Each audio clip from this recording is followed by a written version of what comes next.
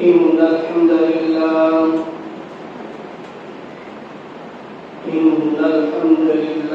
نحمده ونستعينه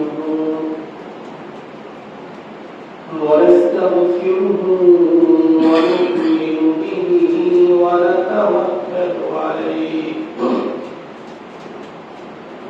ونعوذ بالله من شرور أنفسنا ومن سيئات أعمالنا من يهده الله فلا مضل له ومن يضلله فلا هادي له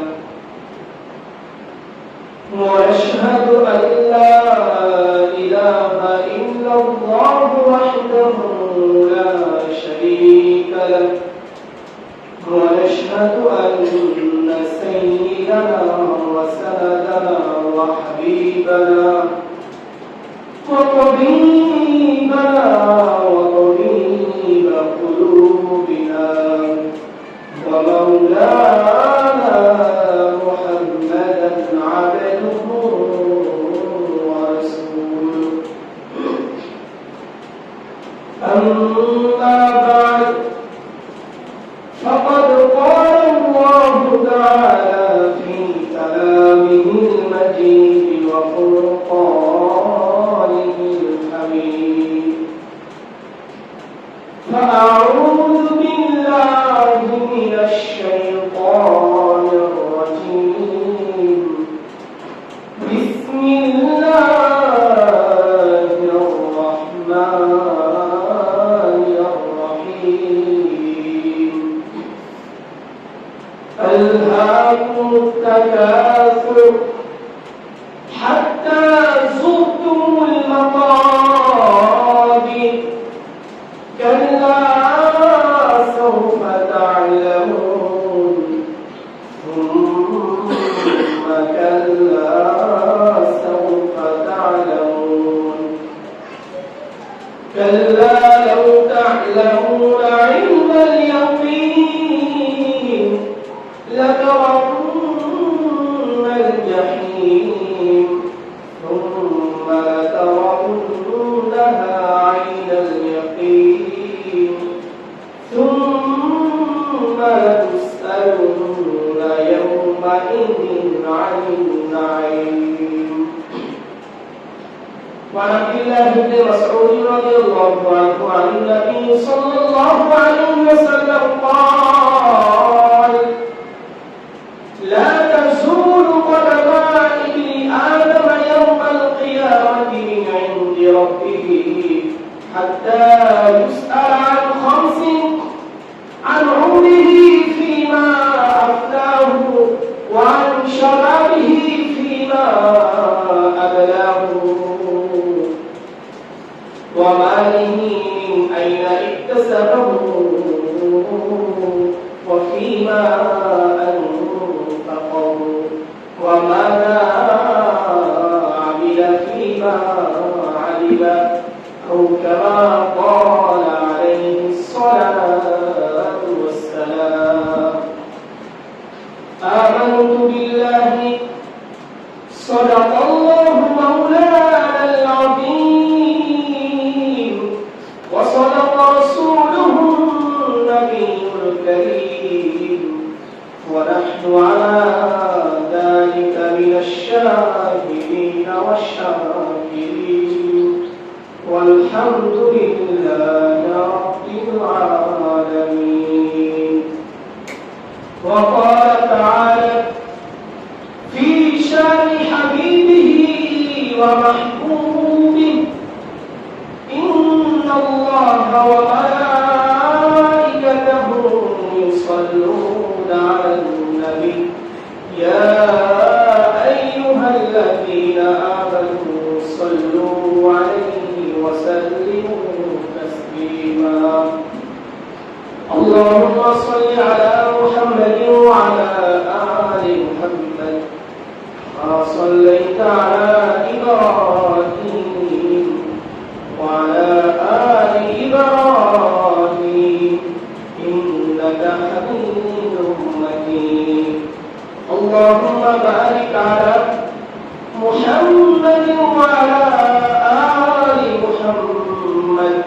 كما باركت على إبراهيم وعلى آل إبراهيم إنك حميد مجيد محبت إليه عائشة দরবারে অসংখ্য অবৈধবার শুকরিয়া জ্ঞাপন করছি ও রসুলের সুজুদ পেশ করছি যে মহান ইজ্জত জাল্লা শানু আমাদেরকে তার পবিত্রতম ইবাদত জুমার নামাজ আদায় করার লক্ষ্যে তার প্রিয় ঘর মসজিদ আসার বসার সুযোগ করে দিয়েছেন। আমাদেরকে তিনি দুনিয়ার সকল ধরনের প্রতিকূল পরিবেশ অবস্থা থেকে রক্ষা করেছেন, যাবতীয় বিপদ আপদ বালা মুসিবত থেকে হেফাজত করেছেন। আমাদেরকে তিনি রোগ শোক থেকে শিফা দান করেছেন সুস্থ শরীরে। তার ঘরে এসে তার কুদরতি কদমে সিজদা দেওয়ার জন্য আমাদেরকে মনোনীত করেছেন, কবুল করেছেন। সেজন্য সকল অন্তর থেকে বলেন আলহামদুলিল্লাহ। আলহামদুলিল্লাহ। প্রিয় সুধী, আজ 28 জিলহজ 1445 হিজরি সন 21 আষাঢ় 1431 বঙ্গাব্দ ও 5 জুলাই 2024 খ্রিস্টাব্দ। আজকে আপনাদের সম্মুখে পবিত্র কালামুল্লাহ শরীফের অত্যন্ত গুরুত্বপূর্ণ একটি সূরা সূরাতুত তাকাসুর আপনাদের সম্মুখে তেলাওয়াত করেছি। সময়ের সংক্ষিপ্ত পরিসরে সূরাতুত তাকাসুরের সংক্ষিপ্ত তাফসীর ও এর শিক্ষা আমাদের করণীয় এ সম্পর্কে আলোচনা হবে। ওয়া তাওফীকি ইল্লা বিল্লাহ। প্রিয় সুধী, আল্লাহ রাব্বুল ইজ্জত আমাদেরকে মানুষ হিসেবে সৃষ্টি করেছেন। মানুষ হিসেবে সৃষ্টি করার পরে আমাদের মাঝে মানবীয় কি দুর্বলতা আছে এটা সবচেয়ে কে ভালো জানে? জোরে বলি আল্লাহ তাআলাই ভালো জানে। আমাদের মানবীয় কি দুর্বলতা আছে, আমাদের ভিতরে কি কি সমস্যা আছে এবং এই সমস্যার প্রসঙ্গ কি, এই সমস্যার সমাধান কি, আমরা কিভাবে জীবন যাপন করলে আমাদের মানবীয় দুর্বলতাগুলো কাটিয়ে আমরা সুস্থভাবে সুন্দরভাবে জীবন যাপন করতে পারবো। আল্লাহ রাব্বুল ইজ্জত এই সম্পর্কে আমাদেরকে বিভিন্ন জায়গায় পবিত্র কালামুল্লাহ শরীফে দিক নির্দেশনা দিয়েছেন। পাশাপাশি তার প্রিয় হাবিব মুহাম্মদ আহমদ মুস্তাফা সাল্লাল্লাহু আলাইহি সাল্লাম তিনি আমাদেরকে হাদিসের মাঝে দিক নির্দেশনা দিয়েছেন।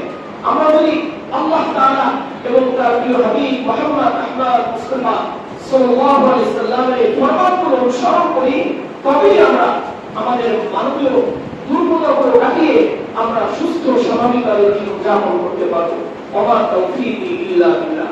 এজন্য আমাদেরকে খুব সুন্দরভাবে আল্লাহ তাআলা এবং তার রাসূলের ফরমানগুলো মনোযোগের সাথে শ্রবণ করতে হবে, তবেই আমাদের জীবনে বাস্তবায়ন করা সম্ভব হবে। আল্লাহ তাআলা আমাদের সকলকে আমল করার তৌফিক দান করেন। সকলে আমিন আমিন। আল্লাহ তাআলা বলেন আল্লাহুত তাকাসুর হাত্তা যুরতুমুল মাকাবির। আল্লাহুত তাকাসুর, প্রাচুর্যের লালসা তোমাদেরকে গাফিল করে দিয়েছে। হাত্তা যুরতুমুল মাকাবির, যতক্ষণ না পর্যন্ত তোমরা কবরে পৌঁছাও, তোমরা কবরে যাওয়ার আগ পর্যন্ত একে অন্যের উপরে আধিপত্য লাভের প্রচেষ্টা প্রতিযোগিতা তোমাদেরকে ভক্ত করে রাখে। এমনকি তোমরা কবরে চলে যাও, এমনকি তোমরা কবরস্থানে পৌঁছে যাও।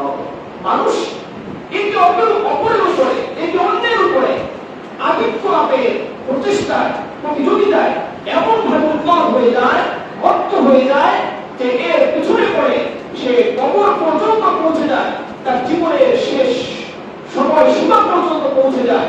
এরপরেও একে অন্যের উপরে প্রাধান্য আধিপত্য লাভের যে প্রচেষ্টা, এটা কখনই মানুষের শেষ হয় না, এটা কখনই মানুষের কিছু ছাড়ে না।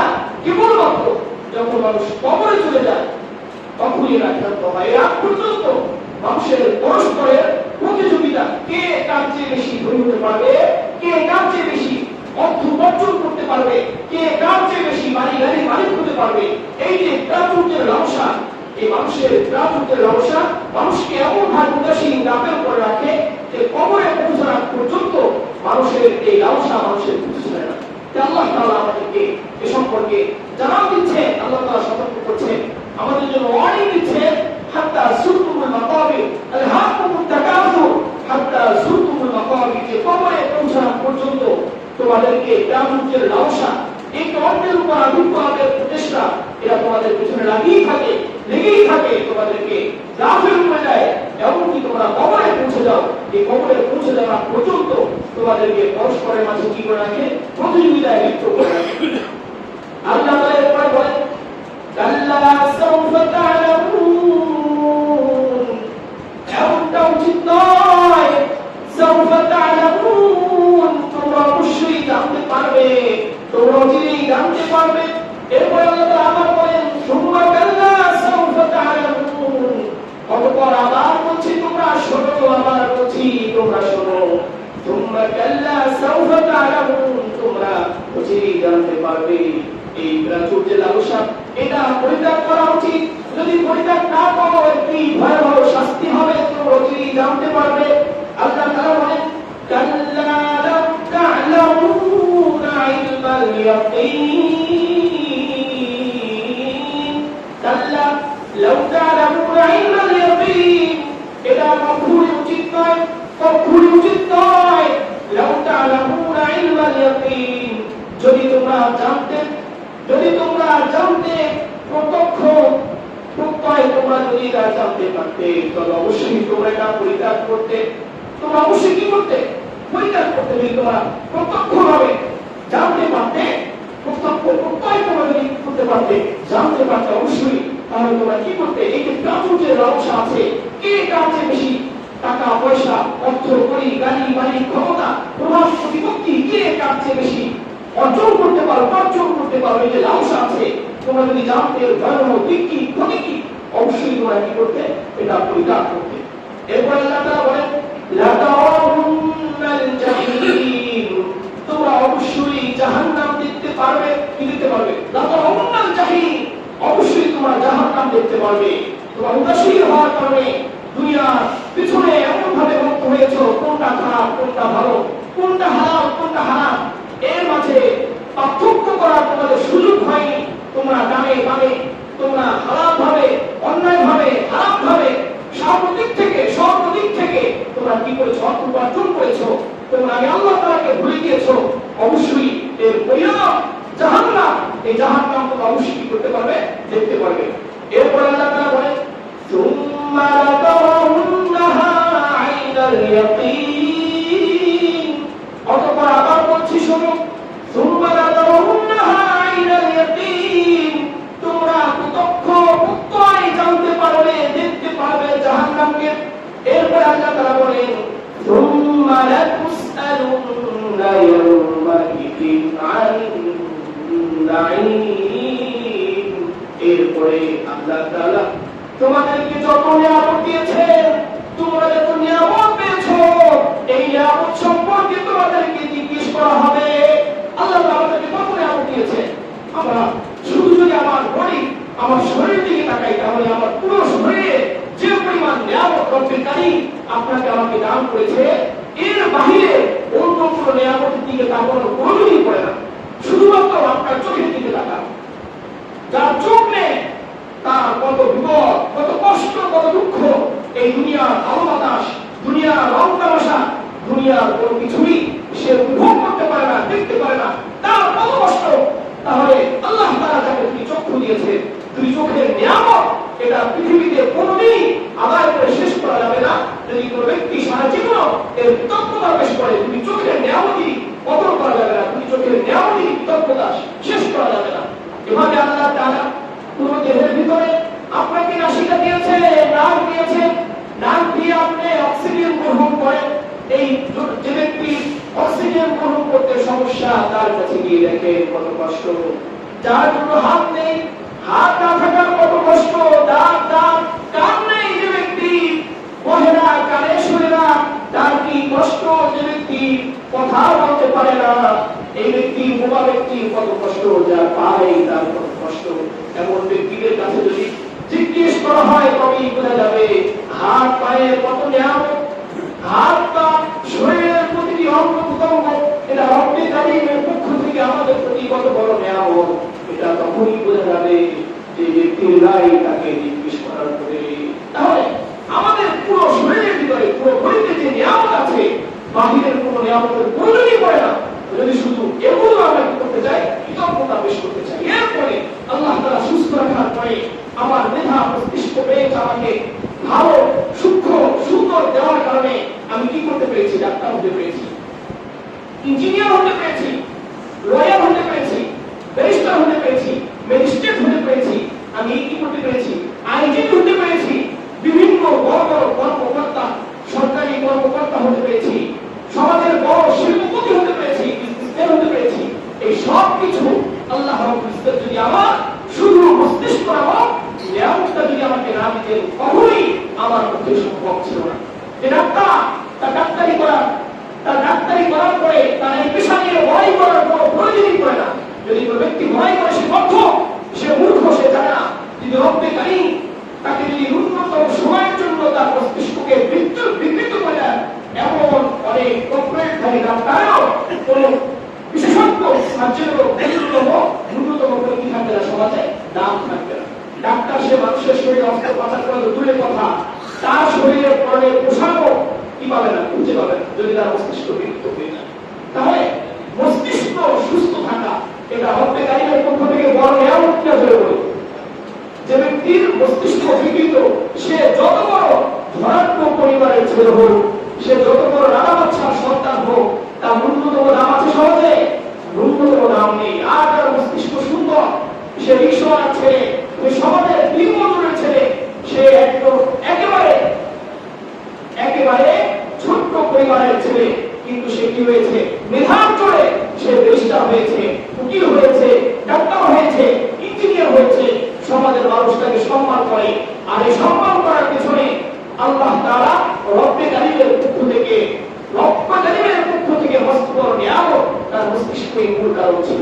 এজন্য আল্লাহ তাআলার কাছে আমাদেরকে কৃতজ্ঞতা পেশ করতে হবে।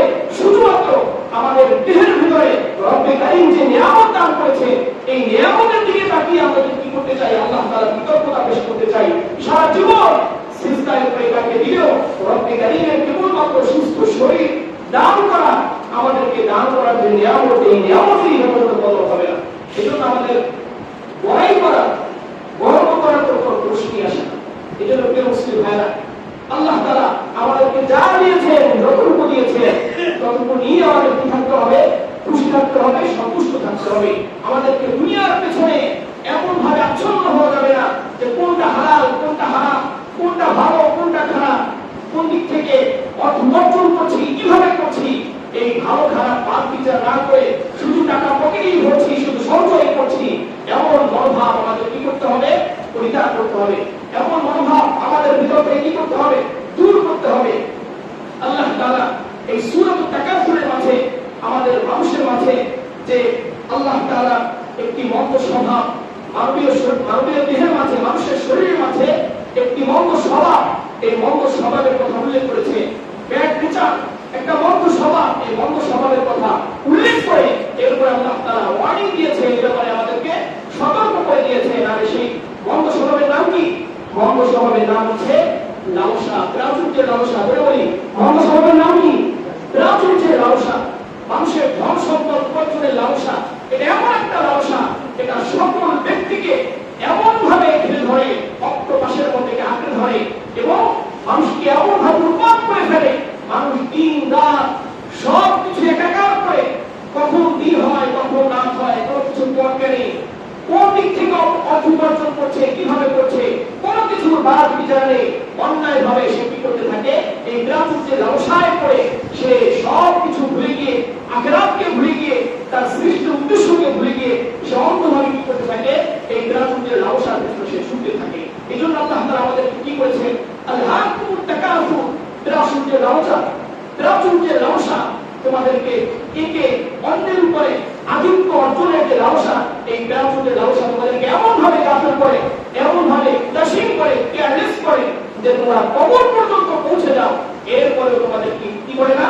এই প্রাচুর্যের লালসা তোমাদের ছাড়ে না। যখন কবরে গিয়ে ক্ষান্ত হও, তখনই তোমাদের কাছ থেকে প্রাচুর্যের লালসা কি হয়? ঘুরে চলে যায়, বন্ধ হয়, রাত পর্যন্ত রাজুটের আশা তোমাদের পিছনে লেগেই থাকে। অথচ আমাদের হিসাব করা উচিত যে দুনিয়ার এই জীবন এটা তো খুবই ছোট্ট একটি সময়, খুবই সামান্য একটি সময়। এই মূল্যবান সময়কে, এই সামান্য সময়কে, দুনিয়ার সামান্য সময়কে আমরা আখিরাতের যে জীবন, আখিরাতের যে অপরিসীম সময়, এমন সময় যেটা কখনই শেষ হবে না, এই সময়কে আমরা ভুলে গিয়ে দুনিয়ার সামান্য সময়ের পেছনে, দুনিয়ার সামান্য জিনিসের পেছনে আমরা এমন ভাবে লেগে আছি, আমরা এমন ভাবে মগ্ন হয়ে আছি যে ইন্তিকালের পরে আমাদের যে আরো এমন জীবন আসবে, এমন অপরিসীম জীবন আসবে, যে জীবনের কোনো শেষ নেই, যে জীবনের কোনো কি নেই, শেষ নেই। ওই জীবনে আমাদেরকে পা রাখতে হবে, এই কথাই আমরা বলে গেছি। আল্লাহ তাআলা আমাদেরকে স্মরণ করিয়ে দিচ্ছেন যে তোমাদের এই জীবনের পরে আরেকটি জীবন আছে। তোমাদের এই দুনিয়ার জীবন তো অতি সামান্য, তোমাদের এই দুনিয়া নাচ নেওয়া এটা খুবই ক্ষুদ্র, এটা তো খুবই স্বল্প, খুবই নগণ্য। আখিরাতের যে নিয়ামত আছে, আখিরাতের যে উপভোগের যে জিনিসগুলো আল্লাহ তাআলা আমাদের জন্য সৃষ্টি করেছেন, উপভোগ্য যে জিনিসগুলো আল্লাহ তাআলা আমাদেরকে সৃষ্টি করে রেখেছেন আমাদের জন্য, এর তুলনায় দুনিয়ার কোনো ভোগ সামগ্রী এটা একেবারেই তুচ্ছ। আখিরাতের কোনো জিনিসের কাছে, জান্নাতের কোনো জিনিসের কাছে দুনিয়ার কোনো জিনিসের ন্যূনতম দিলে কোনো দাম নেই, কোনো মূল্য নেই, কোনো ধরনের ভ্যালু নেই। তাহলে সেই আখিরাতকে আমরা ভুলে গিয়ে আমরা কি করছি? সামান্য সময়ের জন্য, দুনিয়ার সামান্য সময়ের জন্য, দুনিয়ার একদম তুচ্ছ নগণ্য জিনিসের পেছনে, ভোগ সামগ্রীর পিছনে আমরা এমন ভাবে লেগে রয়েছি যে আমরা আখিরাত কি করেছি? ভুলে গেছি। আল্লাহ তাআলা আমাদেরকে এ ব্যাপারে সতর্ক করে আমাদেরকে বারবার কি করছেন? আমাদেরকে আখিরাতের কথা স্মরণ করিয়ে দিচ্ছেন যে আমাদের কি করতে হবে? প্রাচুর্যের লালসার লাগাম টেনে ধরতে হবে, আমাদের যতটুকু আছে তা নিয়ে সন্তুষ্ট থাকতে হবে। তবে আমরা যাই করি আমাদের আখিরাতকে স্মরণ রেখে আমাদের কখনই ডানে বামে হালাল হারামকে একত্রিত করে আমাদের কি করা যাবে না? কাজ করা যাবে না। আমাদেরকে বৈধ পন্থায় যে কাজ করবো, কি করবো? বৈধ পন্থায় হালাল ভাবে করবো। আমাদের কি করতে হবে? আল্লাহ তাআলার ভয় রেখে, আল্লাহ তাআলাকে স্মরণ রেখে আমাদের কি করতে হবে? প্রতিটা কাজ করতে হবে। আমরা সবাই রাজি আছি ইনশাআল্লাহ? আল্লাহ তাআলা আমাদেরকে আমল করার তৌফিক দান করেন। প্রিয় মুসলিম ভাইরা, রাসূল কারীম সাল্লাল্লাহু আলাইহি সাল্লাম ইরশাদ করেছেন, একবার হযরত আব্দুল্লাহ ইবনে শিখরি রাদিয়াল্লাহু তাআলা আনহু কি রাসূল কারীম সাল্লাল্লাহু আলাইহি সাল্লামের কাছে গেলেন। তখন কি রাসূল কারীম সাল্লাল্লাহু আলাইহি সাল্লামকে সূরাতুত তাকাসুর তিলাওয়াত করতে শুনলেন। সূরাতুত তাকাসুর তিলাওয়াত করতে শুনলেন। তিলাওয়াত করার পরে রাসূল কারীম সাল্লাল্লাহু আলাইহি সাল্লাম একটা হাদিস ইরশাদ করে, রাসূল কারীম সাল্লাল্লাহু আলাইহি সাল্লাম বলেন, ইয়াকুলু ইবনু আদম মালি মালি। রাসূল কারীম সাল্লাল্লাহু আলাইহি সাল্লাম বলেন যে বনি আদম সে শুধু বলে আমার সম্পদ, আমার ধন, আমার সম্পদ। ওয়া হাল্লাকা মিন মালিক, রাসূল কারীম সাল্লাল্লাহু আলাইহি সাল্লাম বলেছেন, ওয়া হাল্লাকা মিন মালিক ইল্লা মা তাসাদ্দাকতা ফাআমলাইতা আও আকালতা ফাআফনাইতা আও লাবিসতা ফাআবলাইতা। রাসূল কারীম সাল্লাল্লাহু আলাইহি সাল্লাম বলেছেন, অথচ বনি আদমের সম্পদ তো কেবলমাত্র ততটুকু যতটুকু সে যাকাত, দান সদকা দেওয়ার কারণে সেটা কি করে? খরচ করে, অথবা সে নিজে ভক্ষণ করে শেষ করে, অথবা সে কাপড় পোশাক পরিধান করে সে কি করে? পুরাতন করে ফেলে। এই জিনিস ছাড়া এর বাহিরে বনি আদমের নিজস্ব সম্পদ কিছু নেই। প্রিয় মুসলিম ভাইরা, আপনি আমি যাই উপার্জন করি, আপনি আমি যতটুকু আল্লাহ তাআলার রাস্তায় দান করি, কিংবা যতটুকু আপনি আমি ভক্ষণ করি, খেয়ে ফেলি, কিংবা পোশাক আশাক, কাপড় পোশাক আশাক বা বিভিন্ন আসবাবপত্র ক্রয়ের মাধ্যমে যে অর্থগুলো ব্যয় করি, এতটুকুই আপনার আমার কি সম্পদ করে বিবেচিত হয়। এর বাহিরে কোনো কিছু আপনার আমার না। আপনি যতই লক্ষ কোটি টাকা নিয়ে যান, আপনার যখন ইন্তিকাল হয়ে যাবে, একটা আপনার থাকবে, ব্যাংক অ্যাকাউন্ট আপনার থাকবে, অটোমেটিকলি আপনি তাকে রেজিস্ট্রেশন দিয়ে গেছেন তার নামে, এটা অটোমেটিক রেফার হয়ে যাবে। এভাবে আপনার ধন সম্পদ, আপনার ক্ষমতা, আপনার ইন্তিকালের সাথে সাথে সব শেষ হয়ে যাবে। তাহলে কতটুকু আপনার, যতটুকু আপনি কি করেছেন আল্লাহ তাআলার জন্য ব্যয় করেছেন, কিংবা যতটুকু আপনি খেয়ে শেষ করেছেন, কিংবা যতটুকু আপনি পরিধান করে ব্যবহার করে শেষ করেছেন, ততটুকুই আপনার। আর এর বাইরে আপনি যত কিছু যা কিছু রেখে গেছেন কিছুই কিনা আপনার না। এটা কে বলেছেন? রাসূল কারীম সাল্লাল্লাহু আলাইহি সাল্লাম। যার তিরমিজির 3354 নম্বর হাদিস, রাসূল কারীম সাল্লাল্লাহু আলাইহি সাল্লাম আমাদের কি বলেছেন? এভাবে আমাদেরকে তিনি আমাদের পরবর্তী সময়ের কথা স্মরণ করে আমাদেরকে রাসূল কারীম সাল্লাল্লাহু আলাইহি সাল্লাম বলছেন যে আমাদের দুনিয়ার জন্য এত পাগল হওয়া যাবে না, দুনিয়ার জন্য, দুনিয়ার লালসায় এত পাগল হওয়া যাবে না যে আপনি আমি আখিরাতকে ভুলে গিয়ে শুধু দুনিয়ার পেছনেই ছুটলাম। নামাজ কালামের বাড়াই নেই, সত্য কথার বাড়াই নেই, হারাম হারামের বাড়াই নেই, যা মন চাই তা করলাম, যথেচ্ছা জীবনযাপন করলাম, এর কোনো ভ্যালু নেই। আল্লাহ তাআলা আপনাকে যতটুকু সামর্থ্য দিয়েছেন নিজের আল্লাহর রাস্তায় দান করা কিংবা নিজের ভক্ষণ করা কিংবা নিজে ব্যবহার করা, ততটুকুই কি থাকবে? আপনার থাকবে। এর বাইরে যা কিছু আছে এই কিছুই কিনা আপনার না। এরপর রাসূল করিম সাল্লাল্লাহু আলাইহি ওয়াসাল্লাম আরো বলছেন যে বনি আদমের এত চাহিদা, মানুষের এত চাহিদা, যদি আল্লাহ তাআলা তাকে একটা পাহাড় পরিমাণ স্বর্ণের মালিক বানিয়ে দেয়, সে কি বলবে একটু পরে? এর মতো যদি আটটা পাহাড়ের মালিক আমি হতাম। যদি বনি আদমের এই একটা দেশের মতো দেশের সে কি হয়ে যায়? মালিক হয়ে যায়। এরপর সে কি বলবে? এরকম আরেকটা দেশের যদি হতাম আমি মালিক হতাম। তাহলে তার এই চাহিদা তার কখনোই কি হবে না? শেষ হবে না। বলি আদমের লালসা কখনোই শেষ হবে না, কেবলমাত্র ওই সময় শেষ হবে যখন তার মুখে কবরের মাটি পড়বে। কখন? যখন তার মুখে কবরের মাটি পড়বে। বলি আদম সন্তানের মুখে, মানুষের মুখে যখন কবরের মাটি পড়বে, কবরের মাটি যখন মানুষের মুখে ঢুকবে, কবরের মাটি ঢোকার আগ পর্যন্ত মানুষের চাহিদা কখনোই শেষ হবে না। আমরা দেখেছি যে বাংলাদেশের বিভিন্ন বড় বড় শিল্পপতি, বড় বড় ধনী ব্যক্তিরা, বড় বড় পাওয়ারফুল ব্যক্তিরা, এমনকি সাম্প্রতিক সময় আমরা সবাই জানি পুলিশের সাবেক আইজিপি বেনজির সাহেব, তিনি অন্যায়ভাবে অবৈধভাবে কত সম্পদের মালিক হয়েছে। ক্ষমতার দোহাইয়ে, ক্ষমতার অপব্যবহার করে পুরো বাংলাদেশের বিভিন্ন জায়গায় সে কি করেছে? বিঘা বিঘা জমি ক্রয় করেছে। সে লক্ষ কোটি টাকা, crore crore, million million dollar সে কি করেছে? মানুষের টাকা, দেশের টাকা আত্মসাৎ করে সে কি করেছে? গুলো জমিয়েছে। কিসের জন্য জমিয়েছে? দুনিয়ার লালসায় করে। রাসূল করিম সাল্লাল্লাহু আলাইহি ওয়াসাল্লাম বলেছেন যে মানুষের চাহিদা কখনো শেষ হবে না। সে শুধু তার এলাকায় বিভিন্ন জমি অ্যাপার্টমেন্ট ক্রয় করে থাকতে হয়নি। ঢাকার বিভিন্ন জায়গায়, ঢাকার বাইরে বাংলাদেশের বিভিন্ন জায়গায় হিসাব করতে গেলে একটা জেলার সমপরিমাণ সম্পদ সে কি করেছে? নিজের অ্যাকাউন্টে জমা করেছে। এত সম্পদের সে পাহাড় করেছে কেন? তার চাহিদা, দুনিয়ার লালসা, দুনিয়ার লালসা এমন ভাবে কাকড় করেছে, দুনিয়ার লালসায় পড়ে অন্যায়ভাবে অবৈধভাবে সম্পদ অর্জন করতে, টাকা পকেটে ভরতে, অ্যাকাউন্টে অর্থ জমা করতে ন্যূনতম কি করেনি? কিছু হয়নি। এই দুনিয়ার লালসা আমাদের অন্তঃস্বভাব, দুনিয়ার লালসার যে স্বভাব আছে, এই স্বভাবকে আমাদের কি করতে হবে? পরিত্যাগ করতে হবে। যদি আমরা পরিত্যাগ না করি, আমরা যদি লালসা লাগাম দিয়ে না ধরি, তাহলে আমরাও ধীরে উদ্ধত্ত হয়ে যাব। তখন যে নিজের অজান্তে আপনি অন্যায় পথে হাঁটবো কল্পনাও করতে পারবো না। এই জন্য রাসূল করিম সাল্লাল্লাহু আলাইহি ওয়াসাল্লাম আমাদেরকে সাবধান করে দিয়েছেন যে তোমাদের চাহিদা এটা কখনোই শেষ হবে না যতক্ষণ না পর্যন্ত কবরের মাটি তোমাদের মুখে পড়বে। এই জন্য আমাদের কি করতে হবে? চাহিদা লাগাম দিয়ে ধরতে হবে। আল্লাহ তাআলা আপনাকে আমাকে যতটুকু দিয়েছে ততটুকু নিয়ে কি থাকতে হবে? সন্তুষ্ট থাকতে হবে। তবেই আমরা কি করতে পারবো? আমাদের এই লালসা, অধিক অর্থ উপার্জনের যে লালসা আছে, এই লালসা লাগাম দিয়ে ধরতে পারবো।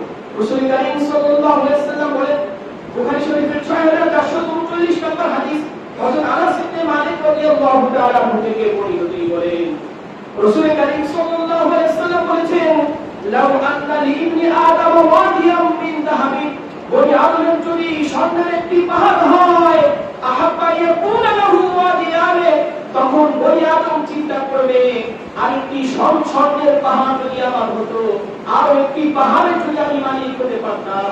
এই লালসা, এই আকাঙ্ক্ষা বনি আদমের কখনোই শেষ হবে না। ওয়ালাইয়ামলা আসাহু ইলা তুরাব, বনি আদমের এই চাহিদা কখনো শেষ হবে না যতক্ষণ না পর্যন্ত তার মুখে কবরের মাটি পড়বে, যতক্ষণ না পর্যন্ত তার মুখে মাটি ঢুকবে, এর আগ পর্যন্ত তার এই চাহিদা কখনোই শেষ হবে না। অপর হাদিসে আছে, যদি বনি আদমের দুইটি স্বর্ণের পাহাড় হয়ে যায়, যদি দুইটি অর্থের পাহাড় হয়ে যায়, বনি আদম আরেকটি স্বর্ণের পাহাড়ের আকাঙ্ক্ষা করবে। যদি তিনটি বাড়ি হয়ে যায়, বনি আদম চারটি বাড়ির আকাঙ্ক্ষা করবে। যদি বনি আদম একটা জেলা ক্রয় করে ফেলে, এরপরে বনি আদম চাইবে আরেকটি জেলার মালিক হতে। এভাবে বাংলাদেশের সব জায়গায় যদি তার অর্থ করি, সেটা অ্যাপার্টমেন্ট ব্যাংক ব্যালেন্সে ভরে যায়, সে চাইবে বাংলাদেশের বাড়ি দুবাইতে গিয়ে মালিক করতে। হয় কি করে?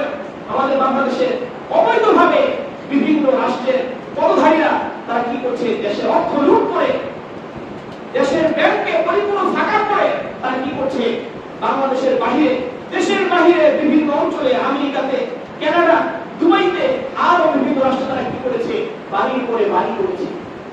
দেশের অর্থকে লুটপাট করে তারা কি করছে, দেশের বাহিরে বিভিন্ন জায়গায় অ্যাপার্টমেন্ট, বাড়ি গাড়িতে সব হয়ে যাচ্ছে।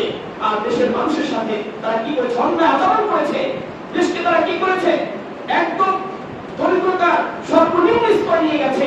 নিজেরা কি করেছে, অন্যায় ভাবে দেশের অর্থকে লুটপাট করে শেষ করে দিয়েছে। এর মূল কারণ কি? মূল কারণ একটাই, দুনিয়ার লালসা। এক মূল কারণ কি ধরে বলি, দুনিয়ার লালসা, অর্থের লালসা, প্রাচুর্যের লালসা, একে অন্যের উপরে আধিপত্য প্রতিষ্ঠার লালসা, এটাই তাদেরকে শেষ করে ফেলেছে। আমাদের কি করতে হবে, এই লালসাকে লাগাম টেনে ধরতে হবে। আমাদেরকে চিন্তা করতে হবে, এই দুনিয়া আমাদের মূল না, বরং এই দুনিয়ার পরেও আমাদের একটা জগৎ আছে, যেই জগতে আপনাকে আমাকে কি করতে হবে, হিসাব দিতে হবে। যেই জগতে আপনাকে আমাকে কি করতে হবে, সময় পার করতে হবে। এই দুনিয়াতে আপনি আমি মাত্র কয় বছর বাঁচি? 30 বছর, 40 বছর, 50 বছর, 60 বছর, 70 বছর, বড় 100 বছর আপনি আমি কি করি, এই দুনিয়াতে থাকা অবকাশ পাই। কিন্তু আপনার আমার যখন চোখ বন্ধ হয়ে যাবে, এরপরে এমন একটা অনন্তশীল একটা যুগ শুরু হবে, একটা সময় আসবে, এমন একটা জগৎ আসবে, যেই জগতের সময় কখনো কল্পনা করেও শেষ করা যাবে না। হাদিসের মাঝে আছে, যদি কোন কবুতর এই পৃথিবীকে একটা সরিষার গালা দিয়ে 500 বছর পর পর ভরাট করে, তাহলে পরে এক সময় হতে পারে এই দুনিয়া ভরাট হয়ে যেতে পারে, কিন্তু পরকালের জীবন এত বেশি হবে, এত বেশি হবে। যদি এমন কোন কবুতর নয়, একটা নয়, দুইটা নয়, হাজার হাজার কোটি কোটি কবুতর যদি সরিষার দানা দিয়ে ভরাট করার চেষ্টা করে, তাহলে ওই আখিরাতের জীবন কখনো শেষ হবে না। সুবহানাল্লাহ। এই পৃথিবীকে কল্পনা করে যদি একটা কবুতর 500 বছর পর পর একটা সরিষার দানা পৃথিবীতে ফেলে, তাহলে কোন এক সময় পৃথিবীর শূন্য জায়গাগুলো ভরাট হতে পারে। কিন্তু আখিরাতের জীবন এত লং হবে, এতটাই দীর্ঘ হবে, যে সময় কখনোই শেষ হবে না। এটা শেষ হবার নয়, এটা অনন্তশীল। তাহলে এই আপনার আমার 10 বছর, 20 বছর, 50 বছর, 100 বছরের জীবনের জন্য এত কিছু করি, ওই পরকালের অনন্তশীল সময়ের জন্য আপনার আমার আরো কত কিছুই করার দরকার ছিল। কিন্তু আপনি আমি সেই যুগের জন্য, সেই সময়ের জন্য, সেই জগতের জন্য কিছুই করছি না। আল্লাহ তাআলা আমাদেরকে মূলত পৃথিবীতে পাঠিয়েছেন কেন? আল্লাহ তাআলা আমাদেরকে মূলত এই পৃথিবীতে কেন সৃষ্টি করেছেন? আমরা কি উদ্দেশ্যে পৃথিবীতে এসেছি? আমাদের করণীয় কি? যখন একজন মানুষ দুনিয়ার লালসায় পড়ে যায়, প্রাচুর্যের লালসায় পড়ে যায়, তখন মানুষ তার সৃষ্টির উদ্দেশ্য ভুলে যায়। তাকে কেন সৃষ্টি করা হয়েছে? তার এই পৃথিবীতে আসার উদ্দেশ্য কি? তার পৃথিবীতে কি করণীয় এবং তার সফলতা লাভের উপায় কি? এই সব কিছু মানুষ ভুলে যায়, তার গন্তব্য থেকে দূরে চলে যায় যখন সে প্রাচুর্যের লালসায় পড়ে যায়। আমরা সবাই জানি আল্লাহ তাআলা আমাদেরকে পৃথিবীতে কেন সৃষ্টি করেছেন, জোরে বলি। তার ইবাদতের জন্য, তার জন্য জোরে বলি, তার ইবাদতের জন্য। আমাদের সৃষ্টির উদ্দেশ্য কি? তার ইবাদত। এবং আমাদের করণীয় কি? পৃথিবীতে আমরা এসে ভালো কাজ করব, আল্লাহ তাআলার বিধান মতো চলবো, আল্লাহ তাআলার বিধান মতো চলবো। এরপরে আল্লাহ তাআলার বিধান পালন করার পরে আমাদের গন্তব্য কোথায়, জোরে বলি? আমাদের গন্তব্য কোথায়? জান্নাত। আমাদের গন্তব্য কোথায়? জোরে বলি, আমাদের গন্তব্য কোথায়? জান্নাত আমাদের গন্তব্য। পৃথিবী আমাদের গন্তব্য নয়, এটা সাময়িক সময়ের জন্য আমাদের পরীক্ষার কেন্দ্র। আর এই পরীক্ষার কেন্দ্রে যারা প্রাচুর্যের লালসায় পড়ে যাবে, তারা সেই আমাদের চূড়ান্ত যে গন্তব্য আছে, মানুষের চূড়ান্ত গন্তব্যকে শিখ করে যাবে, ভুলে যাবে, এবং সে অন্যায় অবৈধভাবে বিভিন্নভাবে অর্থ উপার্জন করে তার গন্তব্যকে ভুলে গিয়ে আল্লাহ তাআলা তার গন্তব্য লিখেছিলেন জান্নাত, আর সে কোথায় চলে যাবে? জাহান্নামে। কোথায় যাবে জোরে বলি? জাহান্নামে। এজন্য আল্লাহ তাআলা আমাদেরকে বিভিন্ন জায়গায় আমাদেরকে সতর্ক করে দিয়েছেন, আমাদেরকে ওয়ার্নিং দিয়েছেন, এই প্রাচুর্যের লালসা তোমাদের পরিত্যাগ করতে হবে। তোমাদের এই দুনিয়ার জীবন একেবারে নগণ্য, তুচ্ছ।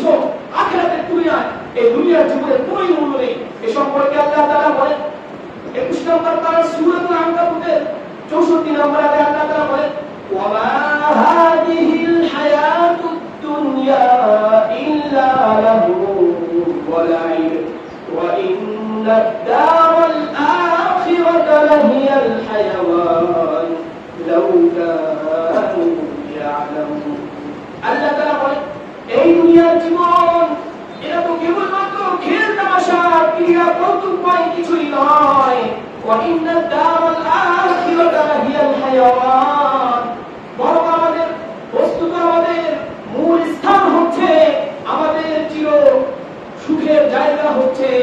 আমাদের স্থায়ী জায়গা হচ্ছে জান্নাত।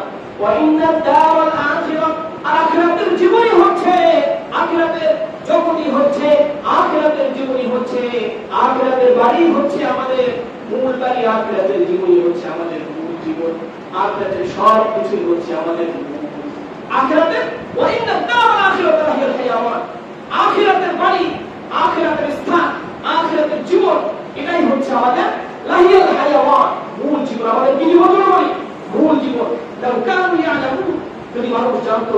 এরপরে আল্লাহ তাআলা সময়ের দিক থেকে দুনিয়ার মূল্য আখিরাতের তুলনায়, দুনিয়ার আখিরাতের তুলনায় সময়ের দিক থেকে দুনিয়ার কি মূল্য, এই সম্পর্কে আল্লাহ তাআলা সূরাত তাওবার মাঝে 10 নম্বর পারা সূরাত তাওবা 38 নম্বর আয়াতে আল্লাহ তাআলা বলেন, ইয়া আইয়ুহাল্লাযীনা আমানু মা লাকুম ইযা ক্বিলা লাকুম ফিরু ফি সাবিলিল্লাহ ইনফিরু ফি সাবিলিল্লাহি ইসতাaqaltum ইলাল আরদ আরদিতুম বিল হায়াতিদ দুনিয়া ফিল আখিরাহ أرضيتم بالحياة الدنيا من الآخرة فما متاع الحياة الدنيا في الآخرة إلا قليل।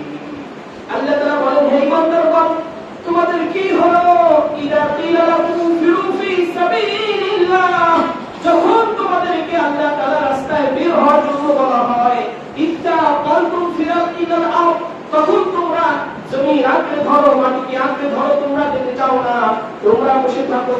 আরাদিতুম বিল হায়াতিদ দুনিয়া মিনাল আখিরাহ, তোমরা কি আখিরাতের তুলনায় দুনিয়ার জীবন নিয়ে সন্তুষ্ট? আরাদিতুম বিল হায়াতিদ দুনিয়া মিনাল আখিরাহ, তোমরা কি আখিরাতের তুলনায় দুনিয়ার জীবন নিয়ে সন্তুষ্ট? ফামা মাতাউল হায়াতিদ দুনিয়া ফিল আখিরাতি ইল্লা কলিল। আল্লাহ তাআলা বলেন, আখিরাতের তুলনায়, আখিরাতের তুলনায় দুনিয়ার যে ভোগ সামগ্রী আছে এটা খুবই নগণ্য, খুবই অল্প, খুবই সামান্য। অতএব আমাদেরকে দুনিয়ার লালসা ছেড়ে দিতে হবে, দুনিয়ার প্রাচুর্যের লালসা পরিত্যাগ করতে হবে। দুনিয়ার যে উপভোগ্য ভোগ সামগ্রী আছে এগুলোর ভালোবাসায় আমাদেরকে সময় নষ্ট করা যাবে না। আমাদের যে মূল উদ্দেশ্য, সৃষ্টির মূল উদ্দেশ্য, আমাদের গন্তব্য কোথায়, এই কথা চিন্তা করে আমাদেরকে সঠিকভাবে চলার চেষ্টা করতে হবে, আমাদেরকে সঠিকভাবে চলতে হবে। আল্লাহ তাআলা আমাদের কিভাবে সতর্ক করছেন, আমাদেরকে জানান দিচ্ছেন যে আখিরাতের তুলনায় পৃথিবীর যে ভোগ সামগ্রী আছে, তোমরা যেগুলো দেখছো, যেগুলো উপভোগ করছো, এগুলো আখিরাতের তুলনায় কিছুই না, এর কোনো ভ্যালুই নেই। আখিরাতের জিনিসের তুলনায় এগুলোর কোনো মূল্যই নেই, এগুলো খুবই নগণ্য। এ সম্পর্কে রাসূল কারীম সাল্লাল্লাহু আলাইহি ওয়াসাল্লাম তিরমিজি শরীফের 2323 নম্বর হাদিসে বলেন, হযরত মুস্তাওরিদ রাদিয়াল্লাহু আনহু থেকে বর্ণিত, তিনি বলেন, রাসূল কারীম সাল্লাল্লাহু আলাইহি ওয়াসাল্লাম ইরশাদ করেছেন, ওয়াল্লাহি মা দুনিয়া ফিল আখিরাতি ইল্লা মিথলু মা ইয়াজআল আহাদুকুম ইসবাহু ফিল ইয়াম। রাসূল কারীম সাল্লাল্লাহু আলাইহি ওয়াসাল্লাম ইরশাদ করেন, আল্লাহর কসম, আখিরাতের তুলনায় দুনিয়া হচ্ছে এমন যেমন তোমাদের কোন ব্যক্তি যদি তার আঙ্গুলকে সমুদ্রের পানির মাঝে ডুবায়, তোমাদের কোন ব্যক্তি যদি তার আঙ্গুলকে, তার তর্জনী আঙ্গুলি, শাহাদাত আঙ্গুলকে যদি সে সমুদ্রের পানির ভিতরে ডুবায়, তাহলে আঙ্গুল বিবাদটা বুঝিও, এরপরে সে যদি দেখে আঙ্গুল কতটুকু পানি নিয়ে এসেছে সমুদ্রের মাঝে, যদি কোন ব্যক্তি কি করে আঙ্গুলে ভাবে চুবায়, চুবানোর পরে যদি দেখে তার আঙ্গুলে কতটুকু পানি লেগেছে, তাহলে এই আঙ্গুলের পানি যেমন আখিরাতের তুলনায় দুনিয়া যেমন। এই আঙ্গুলিতে যতটুকু পানি লেগেছে সমুদ্রের কত পানি, এই এত পানির মাঝে তোমার আঙ্গুলের মাথায় যতটুকু পানি লেগেছে, এই এতটুকু পানি যেমন আখিরাতের তুলনায় দুনিয়া হচ্ছে তেমন। তাহলে এই দুনিয়ার জন্য আমাদের কেন এত উন্মাদনা, এই দুনিয়ার জন্য আমরা কেন এত মরিয়া, এই দুনিয়ার জন্য আমরা কেন আমাদের রব্বুল কারীমকে ভুলে গিয়ে, আমাদের সৃষ্টির উদ্দেশ্যকে ভুলে গিয়ে, আমাদের গন্তব্যকে ভুলে গিয়ে আমরা শুধুমাত্র দুনিয়া নিয়ে কেন ব্যস্ত, আমাদেরকে একবার চিন্তা করতে হবে। আমাদেরকে সঠিকভাবে, সুস্থ মস্তিষ্কে, ঠান্ডাভাবে, ভুরভুর মিজাজে আমাদেরকে চিন্তা করা উচিত যে আমরা যে উদ্দেশ্যে সৃষ্টি হয়েছি, আমাদের গন্তব্য যেখানে, আমরা আমাদের সৃষ্টির উদ্দেশ্য ভুলে গিয়ে, আমাদের সঠিক গন্তব্যকে ভুলে গিয়ে আমরা দুনিয়া নিয়ে কেন এত মুক্ত, দুনিয়ার অন্তবাসায় কেন আমরা ব্যস্ত। আমাদেরকে রব্বে কারীমের জন্য সময় দেওয়া উচিত, আমাদেরকে সঠিক পথে ফিরে আমাদের খারাপ স্বভাব, আমাদের ভিতরে যে বন্ধ স্বভাব আছে, যে লালসা, এই লালসাকে আমাদের কি করতে হবে? লাগাম টেনে ধরতে হবে। তবেই আমরা কি পাবো? নাজাত পাবো। আমরা উভয় জাহানে সফলতা অর্জন করতে পারবো। আল্লাহ তাআলা আমাদেরকে আমল করার তৌফিক দান করুন। শুনুন, আমিন। আমিন। হে মুসলিম ভাইরা, রাসূল কারীম সাল্লাল্লাহু আলাইহি ওয়াসাল্লাম তিনি আমাদেরকে আর বিভিন্ন হাদিসের মাঝে বুঝিয়েছেন যে দুনিয়ার মূল্য আখিরাতের তুলনায় একদমই ন্যূনতম। কোথায়? শূন্যের কোথায়? রাসূল কারীম সাল্লাল্লাহু আলাইহি ওয়াসাল্লাম সম্পর্কে আবু দাউদ শরীফের 186 নম্বর হাদিস হযরত জাবের রাদিয়াল্লাহু আনহু থেকে বর্ণিত, তিনি বলেন রাসূল কারীম সাল্লাল্লাহু আলাইহি ওয়াসাল্লাম মাররা রাসূলুল্লাহ সাল্লাল্লাহু আলাইহি ওয়াসাল্লাম বিসুকি দাখিলান মিন বা'দ আলিয়া, মদিনা একটি উঁচু জায়গা থেকে রাসূল কারীম সাল্লাল্লাহু আলাইহি ওয়াসাল্লাম পথ অতিক্রম করছিলেন। ওয়ান নাসু কানাফাতাইহি, আর লোক সকল সাহাবায়ে কেরাম আর অন্যান্য লোক রাসূল কারীম সাল্লাল্লাহু আলাইহি ওয়াসাল্লামের উভয় পাশে ছিল। তাবাররা বিজাতি আসাক্কা মাইকিটি, এমন সময় রাসূল কারীম সাল্লাল্লাহু আলাইহি ওয়াসাল্লাম তার পাশে একটি মৃত কান কাটা ছোট কান বিশিষ্ট একটি মৃত বকরির পাশ দিয়ে রাসূল কারীম সাল্লাল্লাহু আলাইহি ওয়াসাল্লাম পথ অতিক্রম করেন। এরপরে তাখাদা বিউদুনিহি, রাসূল কারীম সাল্লাল্লাহু আলাইহি ওয়াসাল্লাম ওই বকরির কানটা ধরলেন। কি করলেন? ওই মৃত বকরির কানটা ধরে জাগালেন। জাগিয়ে রাসূল কারীম সাল্লাল্লাহু আলাইহি ওয়াসাল্লাম বললেন, আইয়ুকুম ইউহিব্বু আন হাদা লাহু বিদিরহামি, তোমাদের মাঝে এমন কি কোনো ব্যক্তি আছে যে মৃত ছোট ছাগল ছানাকে মাত্র 1 দিরহামের বিনিময়ে ক্রয় করবে? তখন সাহাবায়ে কেরাম রাসূল কারীম সাল্লাল্লাহু আলাইহি ওয়াসাল্লামের কাছে বলেন, ফাকালু মা উহিব্বু আন্নাহু লানা বিশাইইন ইয়া রাসূলুল্লাহ, এটা তো 1 দিরহাম তো দূরের কথা, এটা আমরা কোনো কিছুর বিনিময়ে এটাকে আমরা ক্রয় করতে কিনা রাজি না, ক্রয় করতে কিনা ইচ্ছুক না, আমরা এটা নিতে চাই না। এরপরে রাসূল কারীম সাল্লাল্লাহু আলাইহি ওয়াসাল্লাম বলেন, তাহলে আতুহিব্বু আন্নাহু লাকুম, যদি এমন হয় তোমাদেরকে আমি এমনিতেই দিয়ে দেই তাহলে কি তোমরা এটা নিবে? সাহাবায়ে কেরাম বলেন, ইয়া রাসূলুল্লাহ, এটা আমরা কি করব না, কখনো এটা আমরা কি করব না, নিব না। সাহাবায়ে কেরাম বলেন, ওয়াল্লাহি লাউ কানা হাইয়া কানা আইবান ফিহি ইয়া রাসূলুল্লাহ, এটা যদি জীবিত হতো এরপরে আমরা কি করতাম না, এটা নিতাম না। কেন না? এটা কি কাটা? কান কাটা।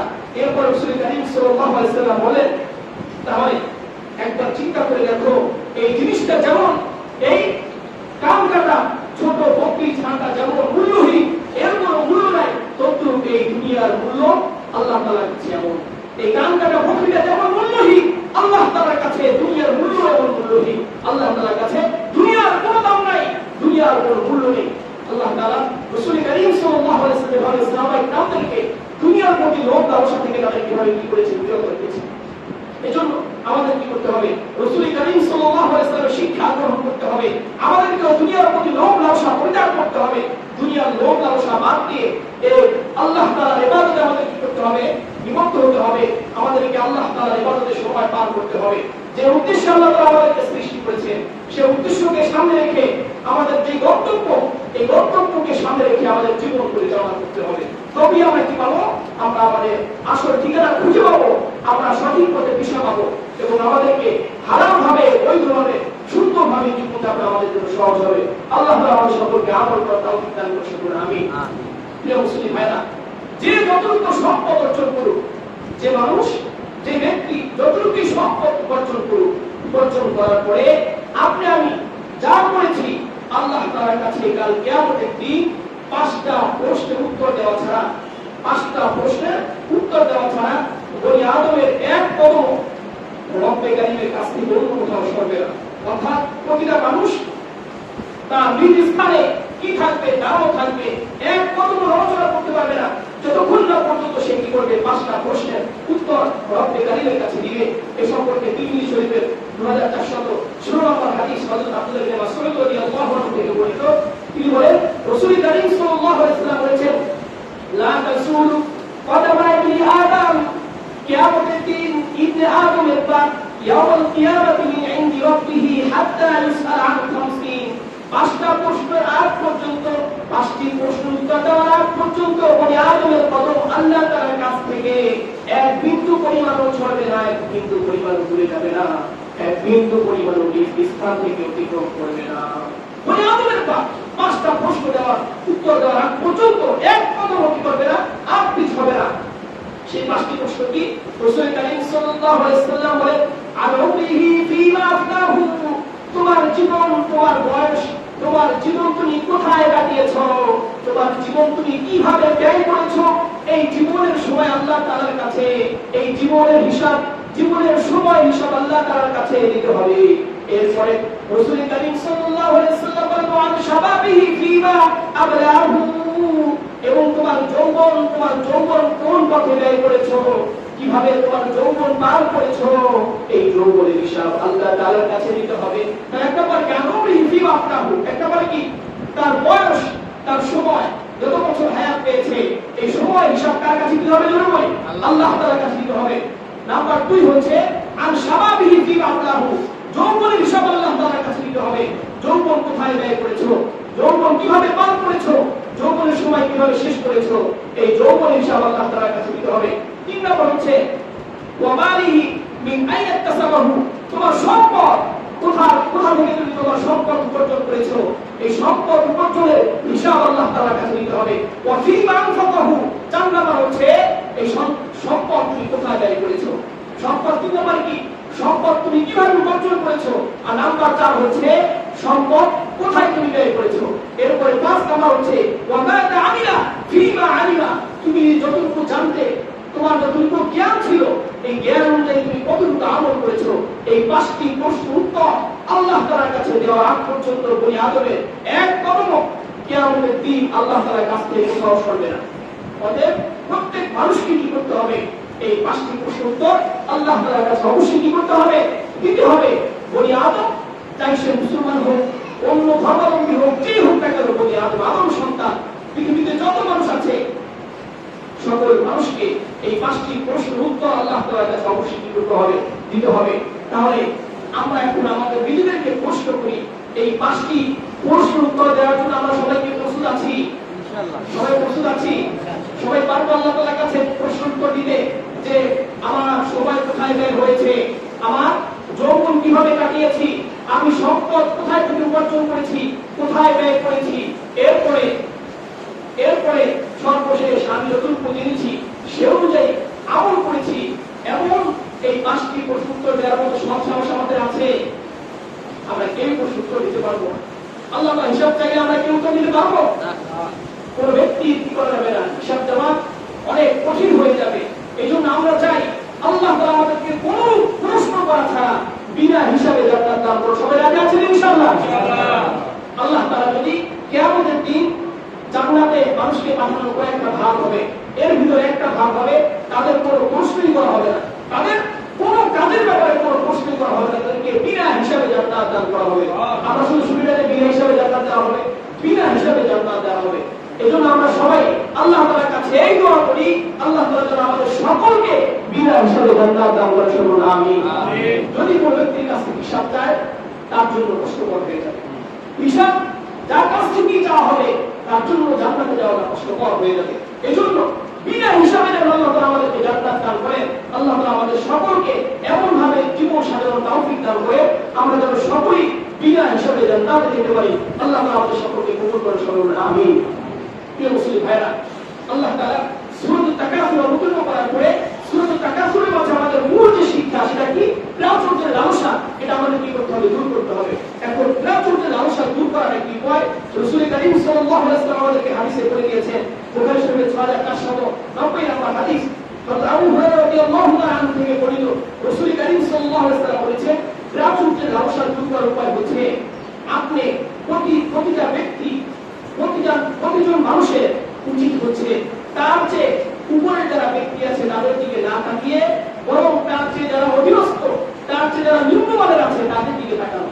যারা উপরে আছে, যারা তার চেয়ে বেশি ধনী, তার চেয়ে বেশি ক্ষমতার অধিকারী, তার চেয়ে বেশি অর্থ সম্পদের মালিক, তার চেয়ে বেশি গাড়ি বাড়ির মালিক, তার চেয়ে বেশি জায়গার জমির মালিক, এমন ব্যক্তির দিকে না তাকিয়ে বরং আমি যে অবস্থায় আছি, আমার চেয়ে যারা নিম্ন শ্রেণীর আছে, আমার চেয়ে যারা নিচু আছে, এদের দিকে যদি আমরা তাকাই, তবেই প্রাচুর্যের লালসা কিভাবে আমাদের কাছ থেকে দূর হবে। তখন মানুষের ভিতরে কি আসবে? আত্মতৃপ্তি আসবে। যখন মানুষ কি করবে? তার চেয়ে যে আরো ধনী তার দিকে তাকাবে, তখন তার ভিতরে কি আসবে? দুঃখ, একটা যাতনা জ্বালা বেড়ে যাবে। আগে 1 টাকার মালিক হয়ে গেছে, এতগুলো কলকারখানা শিল্প প্রতিষ্ঠানের মালিক হয়েছে, সে এত বড় চাকরি করে, এত টাকার মালিক, এতগুলো গাড়ি মালিক, আমার কি হতে তার মতই হতে হবে। আর তার মতো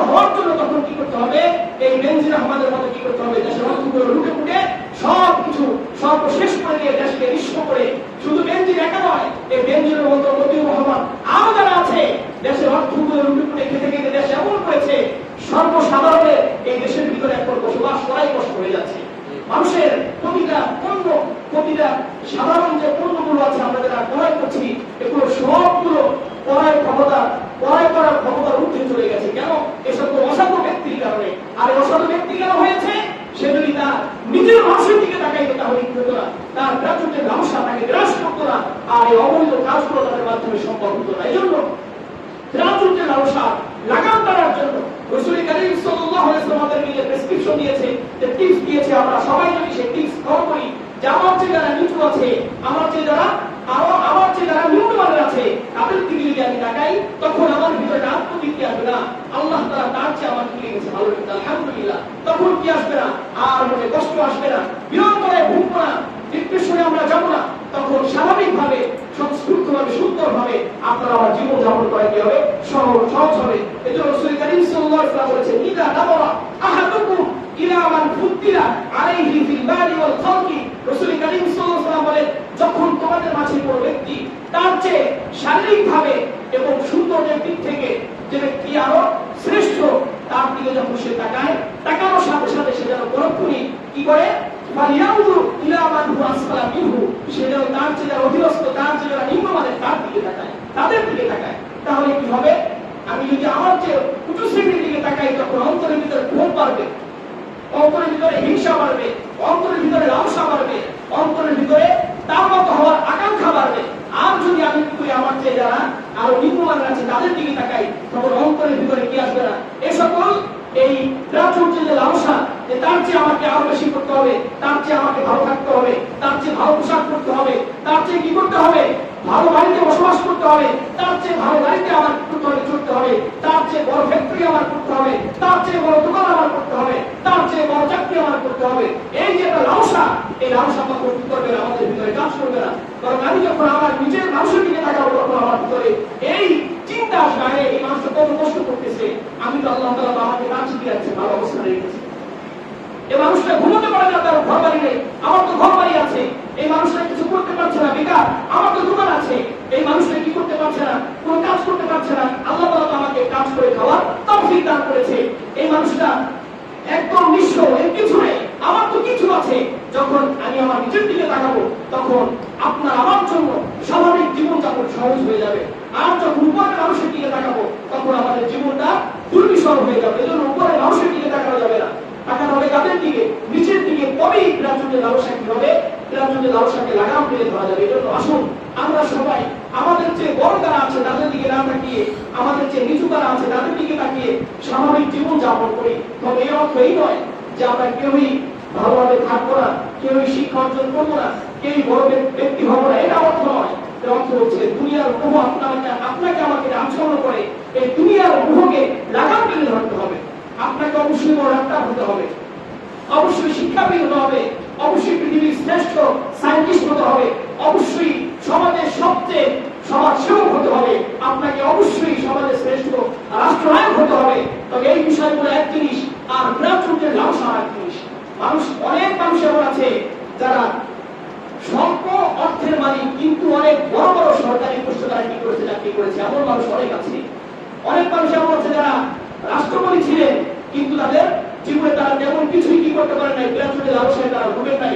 আমাদের পূর্বপুরুষ, আমাদের আগামী, আমাদের আসলাম, আমাদের যারা উত্তম যুগের মানুষ আছে, সাহাবায়ে কেরাম থেকে নিয়ে সকলের জীবনী যদি আমরা দেখি, তারা কেউই কি করেন নাই, প্রাচুর্যের লালসায় ভোগেন নাই। মাত্র ওমর রাদিয়াল্লাহু তাআলা আনহু, তিনি অর্ধ পৃথিবীর খলিফা ছিলেন, অথচ তার ঘরের ছাদ ছিল খেজুরের পাতা। কি ছিল?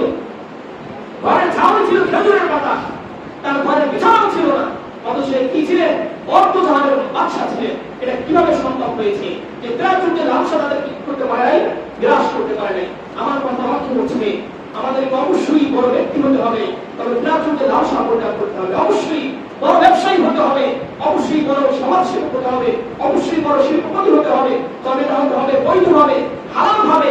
এর পিছনে এমন ভাবে ভক্ত হওয়া যাবে না, ছোটা যাবে না যে হালাল হারাম সব কিছুকে একাকার করে অন্যায় ভাবে আমি মানুষের হক মেরে, মানুষকে কষ্ট দিয়ে আমি অবৈধভাবে সম্পদের পাহাড় করবো, এটা করা যাবে না। তবে আমার ধ্বংস অনিবার্য, আমার জন্য জাহান্নাম অপেক্ষা করছে।